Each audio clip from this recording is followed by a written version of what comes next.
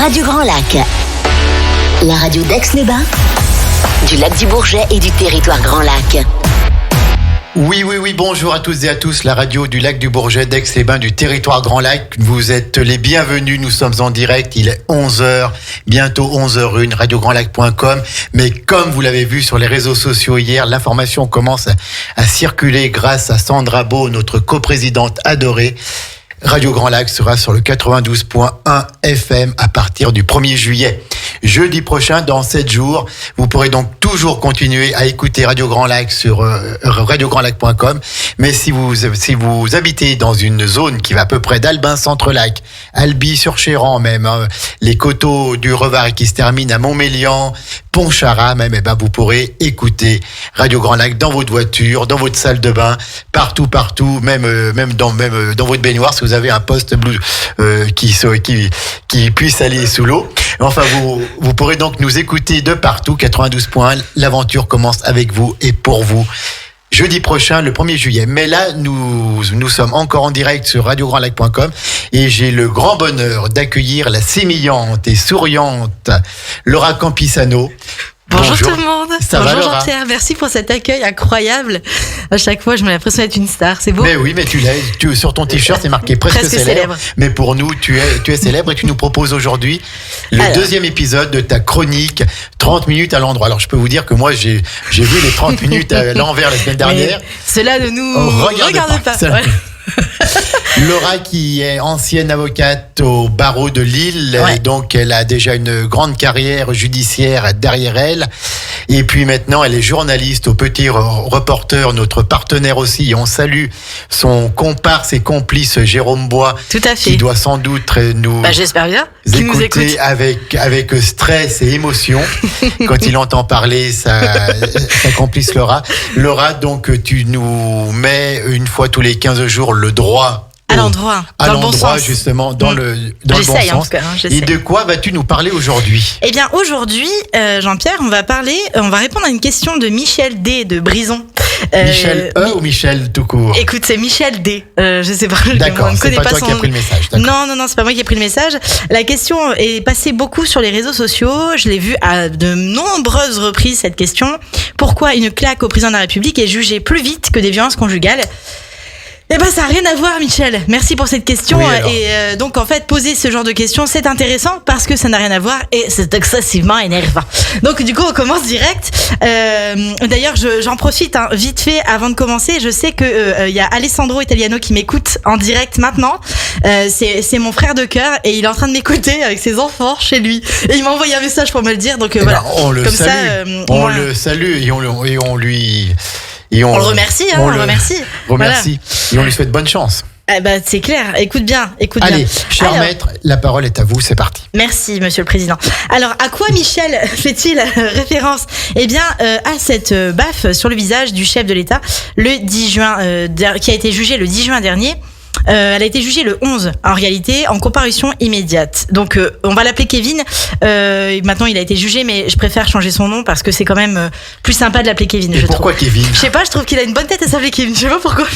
Et en fait, Kevin, 28 ans, a été condamné à 18 mois de prison, dont 4 fermes avec mandat de dépôt, ce qui veut dire tout simplement que le président du tribunal a décidé de l'envoyer directement purger sa peine en détention. Donc, il est allé en prison le soir même. Alors, comment ça se passe, Michel et tous ceux qui m'écoutaient aujourd'hui ? Eh bien, d'abord, il y a une interpellation. Alors là, c'est pas très compliqué, si vous voulez. Kevin, il s'est fait filmer par toutes les télévisions de France et ça a été relayé dans le monde entier. Le président de la République qui se prend une baffe en France, c'est quand même assez rare, puisque c'est même inédit. Donc du coup, là, les faits sont matérialisés.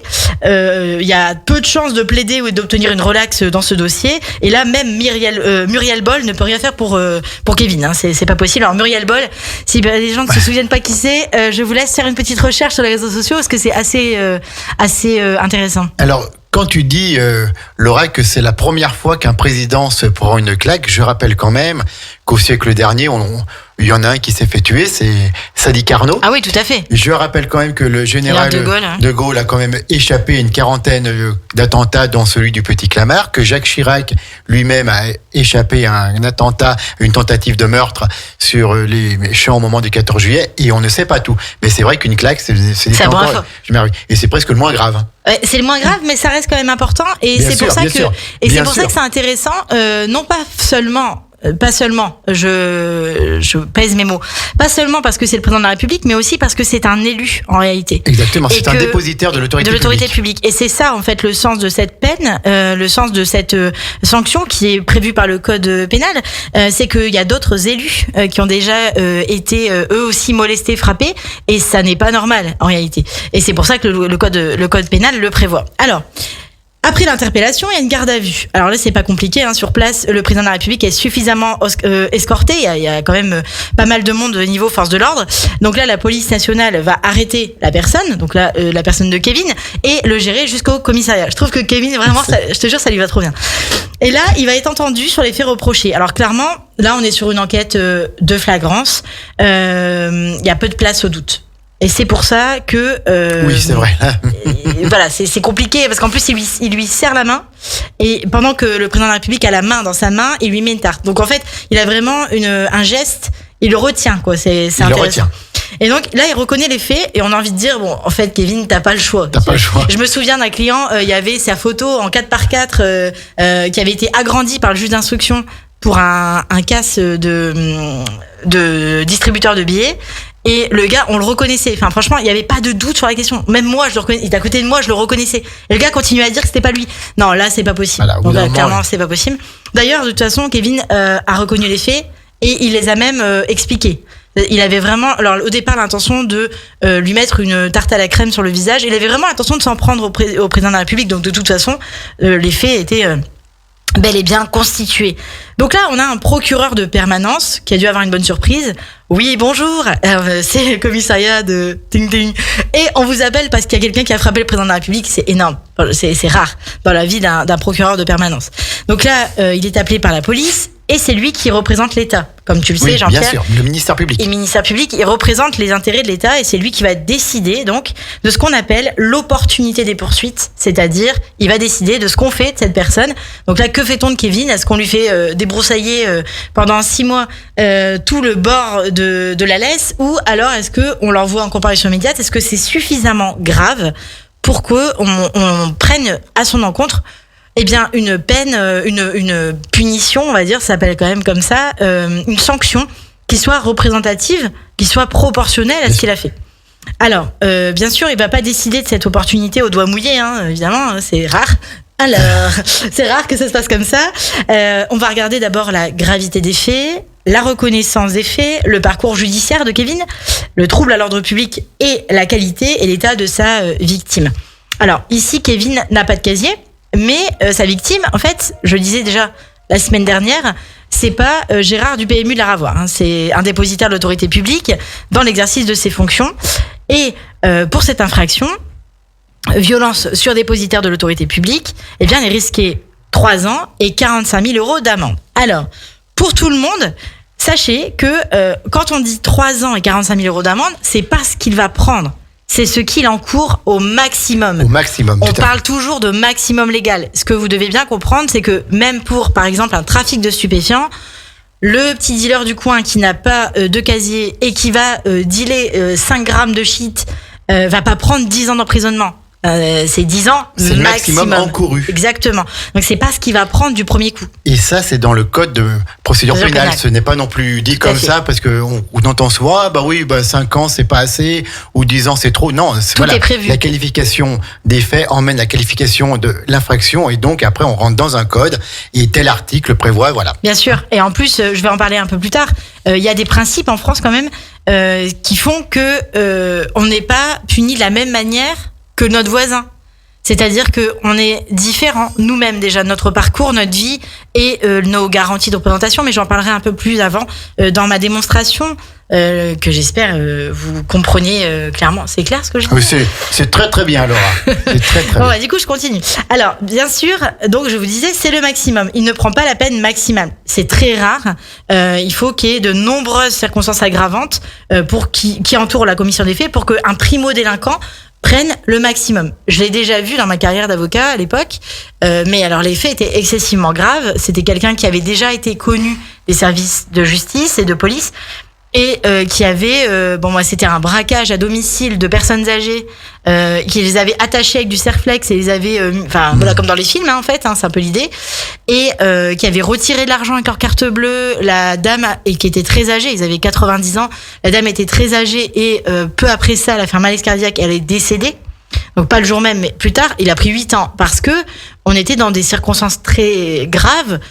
Avec séquestration et tout ça, on n'est pas dans le même délire quoi. Donc évidemment on prend pas la peine maximale quand on n'a pas de casier judiciaire au départ, sauf si dès le premier coup on n'a pas de casier et on tue notre grand-mère. C'est plus compliqué. En plus c'est un ascendant personne vulnérable, bon alors là c'est la totale, hein. Là on est pas mal. Donc le procureur va orienter les poursuites vers une comparution immédiate. C'est quoi une comparution immédiate? J'en parlais le 10 juin à la première émission. Eh bien c'est une procédure qu'on appelle rapide, dans le sens où il n'y a pas besoin de faire une grosse enquête poussée. Ce qu'on a déjà dans notre enquête suffit. Voilà, ça ne justifie pas des enquêtes complémentaires. Exactement. et tout. Par contre, la personne, donc elle peut sortir de garde à vue, donc elle est arrêtée, je vous l'ai dit, elle est arrêtée. Le procureur de la République va déférer cette personne et va décider ce qu'elle va faire d'elle. Et en fait, là, la personne va passer en comparution immédiate, en règle générale, dans les 24 heures qui suivent. Par exemple, s'il est en garde à vue le samedi, il passera le lundi après-midi en comparution immédiate. Eh bien, à ce moment-là, on a effectivement une rapidité, mais la personne peut décider de demander un délai pour préparer sa défense, auquel cas elle sera jugée dans le mois, et selon les juridictions, entre 1 mois et, on va dire, grand max 3 mois. Mais c'est jugé très rapidement. Et les raisons de ce choix, en fait, c'est vraiment parce que on n'a pas besoin de faire de plus amples recherches et investigations. Alors, vous devez comprendre qu'en France, il y a 3 types d'infractions. C'est classé. Exactement, le classement des infractions. Voilà, contravention, délit, crime. On peut pas comparer ce qu'on appelle le quantum, donc la durée, le montant, ce qu'on va donner à quelqu'un, des peines d'un délit et celui d'un crime. D'abord, redis-nous peut-être contravention, délit et crime. Sachant que les crimes c'est les plus graves et les contraventions les moins graves. Les moins graves. Alors, on peut pas comparer donc ce quantum parce que à moins qu'il y ait une requalification des faits, par exemple c'est un délit, ça c'était un crime, on va dire un viol au départ. Et puis finalement, on va se rendre compte que il y a pas toutes les circonstances prévues par le code pénal pour le viol, auquel cas on va le requalifier en délit, mais quand même un délit suffisamment grave. Et donc, à moins d'une requalification des faits, ce n'est pas la même juridiction qui va décider du sort du prévenu. Bien sûr. Et de manière générale, je en parlais tout à l'heure, j'avais amorcé le sujet. Le principe en France, c'est la personnalisation de la peine. 2 personnes qui volent ne seront pas condamnées à la même peine, ce qui était très difficile à comprendre pour les clients que j'avais à cette époque, et qui est toujours très difficile à comprendre pour les internautes. On regarde d'abord le casier judiciaire des gens. C'est rare que les personnes aient les mêmes antécédents, le même vécu et les mêmes casiers. On regarde les antécédents qui ne sont pas inscrits au casier. À l'époque où moi j'étais avocat, il y avait un système qui s'appelait Cassiopée, et le procureur de la République avait accès à tous les antécédents, les gardes à vue, etc., que la personne avait déjà vécu. Ensuite, on va regarder le comportement de la personne en garde à vue et à l'audience. Si le gars a coopéré, qu'il a parlé, en plus de la présence d'un avocat, a accepté d'expliquer les faits et qu'à l'audience il se comporte normalement, ça va. Si en revanche à l'audience il pète un câble, comme on dit, et qu'il devient fou, là c'est moins simple pour lui. Les circonstances aggravantes, on va les regarder aussi. Alcool, drogue, âge, qualité de la victime. Et les garanties de représentation, on va regarder s'il a un travail, un domicile, et s'il y a un risque de réitération ou de récidive. Donc, pour monsieur le docteur Littic sur Twitter, qui a tweeté cette phrase extraordinaire, des personnes ayant commis des crimes plus graves que le gifleur prennent moins cher, désolé, c'est faux. C'est faux, parce qu'il a pris 18 mois donc à te ferme. C'est pas un crime. Un crime n'est pas jugé en comparution immédiate, mais par une cour d'assises. Exactement. Après une information judiciaire, donc on va saisir un juge d'instruction. Et la peine minimale pour un crime en France, c'est de minimum 15 ans de prison et maximum la perpétuité. Alors on va se détendre, docteur Litti, et prendre une petite camomille. Alors, quel est le rapport entre une baffe au président de la République, qui sont des violences volontaires sur dépositaire de l'autorité publique, et des violences conjugales? Eh ben, vous le saurez après la pause. Allez, on fait une petite pause. On met tout ça dans sa tête. On classe tout ce que Laura nous a dit pendant ces 15 premières minutes. Et on se retrouve pour les 15 dernières minutes de 30 minutes à l'endroit. La chronique judiciaire et passionnante de Laura Campisano sur Radio Grand Lac et nulle part ailleurs. 92.1, c'est la fréquence de Radio Grand Lac. C'est la fréquence de Radio Grand Lac à partir du jeudi 1er juillet, c'est-à-dire dans J+7. Nous serons le 1er juillet et vous pourrez donc écouter Radio Grand Lac dans vos voitures, dans vos maisons, partout. Enfin, je vous rappelle un petit peu, entre Albin, c'est le début de la Haute-Savoie, jusqu'à la Combe de Savoie, à Montmélian, au début du Grésivaudan. On nous capte bien sur toute l'agglomération aixoise, bien sûr, sur l'agglomération chambérienne. Et on salue tous les auditeurs qui vont nous rejoindre. Nous sommes toujours en direct pour le moment sur radiograndlac.com. C'est l'émission, c'est la chronique 30 minutes à l'endroit par Laura Campisano, qui est toujours passionnante. Et on se disait en off, c'est vrai que c'est hyper utile quand même de donner un peu les bases du droit, parce qu'on entend tellement, j'allais dire de bêtises, mais j'allais utiliser un autre nom. Et puis en plus maintenant, tout le monde connaît tout en droit, et tout le monde est procureur, tout le monde est juge, et tout le monde est avocat. Non, ça s'apprend être juge, avocat ou procureur. On mange avant le code pénal, le code de procédure pénale, le code de procédure civile. Et on a le temps de le digérer. Comme l'a fait Laura, qui était avocate au barreau de Lille et qui maintenant est la journaliste au Petit Reporter, notre partenaire de la presse digitale. Allez Laura, on poursuit. Alors, on continue et je te remercie Jean-Pierre. C'est vrai que ce rapport, en fait... Alors, reprends peut-être la question. Oui, bien sûr, parce qu'en fait, on se posait la question, c'est quoi le rapport entre une baffe au président de la République qui constitue des violences volontaires sur dépositaire de l'autorité publique et des violences conjugales? En fait, ce rapport, il n'y a aucun rapport. Mais le président de la République l'a fait lui-même. Puisque sur BFM TV, il a affirmé la vraie violence, c'est celle que subissent les femmes qui meurent sous les coups de leurs compagnons. C'est-à-dire qu'il a relativisé la baffe qu'il a reçue. C'est lui-même qui l'a fait. Et je suis désolée, Monsieur le Président, si jamais vous m'écoutez, j'en suis navrée. Mais en fait, on peut pas comparer ces deux infractions. Pourquoi? Parce que je crois que c'est le bon sens même qui dit ça. On ne peut pas comparer les violences conjugales avec une claque sur une personne dépositaire de... Mais le problème, c'est que les gens ont vu la rapidité et voient les faits divers et donc du coup ne comprennent pas bien la différence. En fait, la gifle qui a été infligée au président de la République, c'est une vraie violence. Elle est prévue par le code pénal. Et d'ailleurs, le maire de Méribel-les-Échelles en Isère a été lui-même frappé par 3 jeunes. Ils ont été jugés le 30 avril 2021, donc c'est très récent. Il a été lui-même frappé au visage, légèrement brûlé à la main et a pris 7 jours d'ITT. Alors là, bien sûr, il n'y a pas eu d'ITT, mais néanmoins, l'ITT, c'est interruption temporaire de travail ou interruption totale de travail. Ils ont pris, le plus âgé a pris 5 mois avec sursis et mise à l'épreuve durant 2 ans, et les plus jeunes 60 heures d'intérêt général avec une liberté surveillée. Certes, c'est moins, on va dire. Mais là, on n'est pas...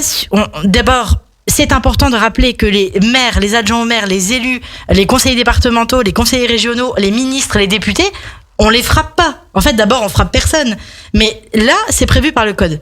C'est-à-dire que, en fait, c'est une véritable violence. On peut pas dire, il y a des vraies et des pas vraies violences. C'est faux. Ça, c'est incorrect. Donc, je suis navrée, mais bon, quand même, 70% des élus interrogés disent avoir déjà subi une agression physique ou verbale en France. Donc, on est quand même sûr de la réelle violence. Parlons des violences conjugales. Parce que là, c'est aussi un autre gros sujet. Et c'est d'ailleurs un des chantiers du gouvernement actuel. Elles peuvent être d'ordre physique, psychologique et sexuel. Donc les quantums des peines ne sont pas non plus les mêmes.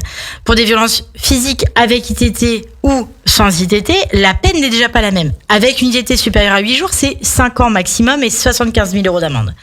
Sans ITT, c'est 3 ans et 45 000 € d'amende. Si c'est des violences habituelles, on peut aller jusqu'à 10 ans et 150 000 € d'amende pour des violences conjugales avec ITT supérieure à 8 jours. Et je vous rappelle encore que c'est le maximum légal. Si les violences ont entraîné la mort sans intention de la donner, on passe à 20 ans de prison s'il y a décès avec un seul cas de violence, et 30 ans de prison s'il y a décès avec plusieurs cas de violence répétés. S'il y a du harcèlement moral sans ITT ou avec une ITT inférieure à 8 jours, on est sur 3 ans et 45 000 € d'amende. Et s'il y a un viol au sein d'un couple, c'est 20 ans max. On n'est pas du tout sur le même le même sujet en fait. Et je rappelle quand même que tout ce que tu viens de dire, c'est dans le code de procédure pénale qui a été voté par le législateur. Hein. Bien sûr, c'est voilà, pas moi qui donné l'invente. comme ça. Voilà. Et donc en cas de violence légère et isolée, c'est vrai qu'on va pas forcément être orienté devant un tribunal, mais on peut par exemple avoir des alternatives aux poursuites. C'est le procureur de la République qui décide toujours. Composition pénale, rappel à la loi, médiation pénale. Mais tout ça dépend de l'ITT. C'est-à-dire que si vous êtes une femme ou un homme, parce que je rappelle aussi que les violences conjugales ne sont pas que sur les femmes, elles sont aussi sur les Exactement. hommes. Et ça, faut quand même le rappeler parce qu'il y a quand même des cas d'hommes battus et on se moque souvent d'eux. Mais bon, c'est quand même réel. D'ailleurs, il y a un film, il me semble, avec Jacques Villeray, non ? Meurtre au paradis, je pense que c'est quelque chose comme ça. Il y a quand même des gens dans des couples. En fait, on parle du couple hétérosexuel homme-femme, mais dans des couples hétérosexuels homme-femme, il y a aussi l'homme qui peut se faire frapper, brûler avec des cigarettes et molester par sa femme ou sa concubine. Et puis il y a aussi les couples homosexuels où là, les hommes aussi peuvent être frappés ou harcelés par leurs concubins. Donc, faut faire aussi très attention à ça et ne pas juste mettre une case. Il n'y a pas que les femmes qui sont violentées, même si c'est la grande majorité des cas. Alors, pour vous, je suis allée interroger Julien Rutigliano, qui est le chef de greffe du tribunal judiciaire de Chambéry, qui m'a donné un peu la politique pénale du procureur de la République à Chambéry. Donc à Chambéry, Aix-les-Bains, sur notre territoire. Et d'ailleurs, je le remercie, parce que je pense que lui aussi est à l'écoute de cette émission. Et on le salue, bien sûr. Bien ainsi sûr. que tout le personnel judiciaire qui nous Bien écoute sûr. ce matin. Et donc, en fait, il faut savoir quand même qu'à Chambéry, 99% des cas de violence conjugale donnent lieu à un déferrement. C'est pas que un déferment, c'est-à-dire qu'on va prendre la personne en garde à vue. C'est une fois qu'elle est placée en garde à vue par la police, et elle va passer devant le procureur de la République. C'est automatique. Exact. Et le procureur de la République va orienter les poursuites en écoutant cette personne, en lui posant des questions. Elle va décider ce qu'elle va faire de lui, mais de cette personne, donc d'elle. Effectivement, le procureur de la République à Chambéry particulièrement a une politique pénale qui est de bien prendre en charge les victimes, de bien écouter ce que dit l'auteur et de ne rien laisser au hasard. Il n'y a pas de gens qui commettent des violences conjugales et qui ne sont pas passés devant le procureur de la République, en tout cas depuis l'arrivée du procureur de la République actuel. Alors, le procureur ou son substitut? Alors là, en l'occurrence, je pense que c'est vraiment le procureur qui prend les choses en main. Les violences conjugales, donc, soit elles vont donner lieu à une comparution immédiate. Il faut savoir que à Chambéry, il y a 2 comparutions immédiates par semaine, 2 audiences de comparution immédiate par semaine, et ou à une comparution avec sur procès verbal avec une convocation et un contrôle judiciaire, auquel cas la première comparution va arriver assez vite. La personne n'est pas immédiatement mise en détention provisoire, mais elle est tout de suite éloignée, donc avec un contrôle judiciaire, interdiction d'apparaître au domicile de la concubine ou du concubin, interdiction d'entrer en contact, etc. Et là, on a un délai assez court. Tout est le plus court possible pour que justement les victimes soient entendues, que les prévenus soient pris en charge, qu'ils soient soit déférés. Donc on va saisir le juge des libertés de la détention qui va décider de leur détention, c'est son boulot. Soit il va passer en comparution immédiate et là on va décider, lui il va demander peut-être un délai pour préparer sa défense, ou alors il va accepter d'être jugé tout de suite, auquel cas ça met entre 1 et 3 mois pour être jugé. Donc, parce que il y a cette question du délai. Sinon, ça peut mettre tout à fait 24 ou 48 heures, comme ça a été le cas pour Kevin. Donc, il n'y a pas... Le fameux Kevin. C'est pas parce que c'est le président de la République que c'est allé plus vite. C'est juste une question de peine, une question d'opportunité des poursuites, une question de personnalité du prévenu. Donc, on ne peut pas comparer. Alors, que ce soit le président de la République ou Michel D., qui nous avait posé cette question au début de cette émission, vous comprendrez que, en fait, en lisant des inepties sur les réseaux sociaux, pour nous, qui avons fait du droit, c'est excessivement énervant, et parce que je suis obligée de la faire à chaque fois. Je pense que je vais la faire tout au long. Mais vraiment, les informations claires sont à votre disposition gratuitement sur le site servicepublic.fr, sur le site du ministère de l'Intérieur, ministère-de-l'Intérieur.gouv.fr, et c'est gratuit et c'est aussi en libre accès sur Radio Grand Lac puisque je fais l'émission pour vous et que vous le retrouverez en podcast également. Donc on peut pas comparer l'incomparable, mais comme un homme averti en vaut 2, je propose à Michel D de prévenir Gérard au PMU la Ravoie rapidement pour qu'il soit lui aussi au courant et qu'il arrête d'écrire n'importe quoi sur les réseaux sociaux. Si vous avez des questions, eh bien n'hésitez pas à écrire, on ne sait jamais, peut-être que vous avez une question sur laquelle vous voudriez que je réponde en fait dans les détails les plus faciles à expliquer, bien évidemment.